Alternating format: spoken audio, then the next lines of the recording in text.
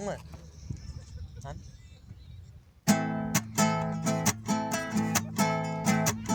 Bakır meydanına seni oylayan, sen aşkında